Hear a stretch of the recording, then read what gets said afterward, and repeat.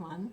So this week I wanted to look at how we can practice while we're talking, while we're in communication. How can we draw on these qualities of awareness, love, compassion, and wisdom, and really help that to support us in healthy communication?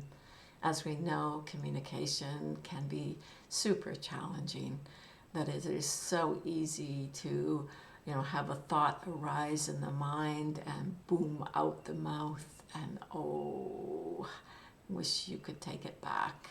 We just see it causes harm, it causes confusion, and so to be as present and aware, as open as we can when we communicate. What's that like?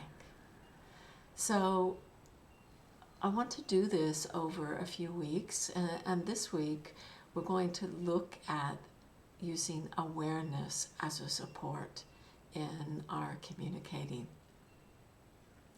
As we look at awareness, there is some simple ways that we can practice with this.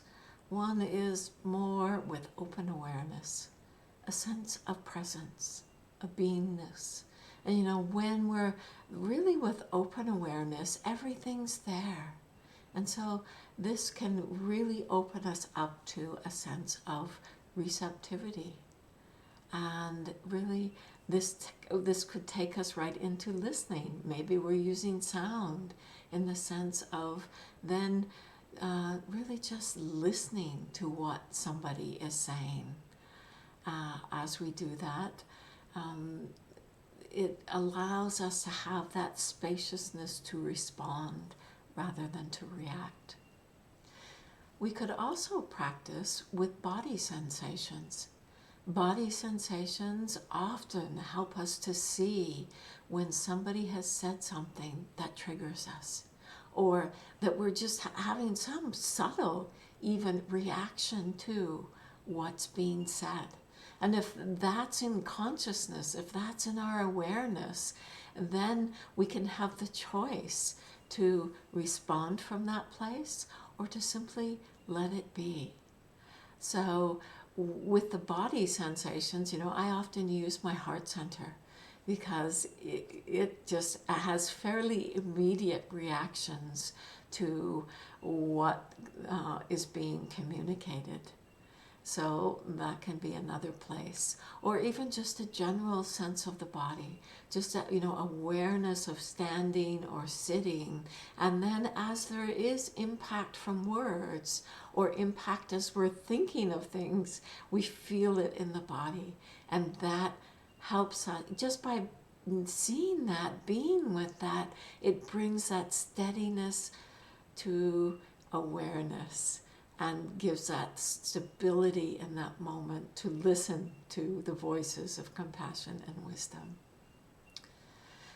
Or we could become aware of just the thinking process in the mind as we're engaged. This again goes back to how often those thoughts are just right out of our mouth before we know it. But if we can see the thought in its arising, and have that moment where we're really with that thought, knowing of that thought, and then it brings that spaciousness to have choice again. So that can be very helpful. Or we can be aware of the emotions that are arising. And as we are aware of emotions, maybe anxieties being provoked, or maybe fear, or maybe joy, wanting, that we can start to see these emotions as they're there, as they're present. And again, with awareness of these emotions, we don't necessarily speak from these emotions. We have that choice again. So there's just an invitation for you here to, during the course of this week, you can have your secret practice be when you're talking to your partner or your child or when you're at work engaged with someone in the workplace. Just have periods where you can play with all of these different ways of being with awareness as you communicate.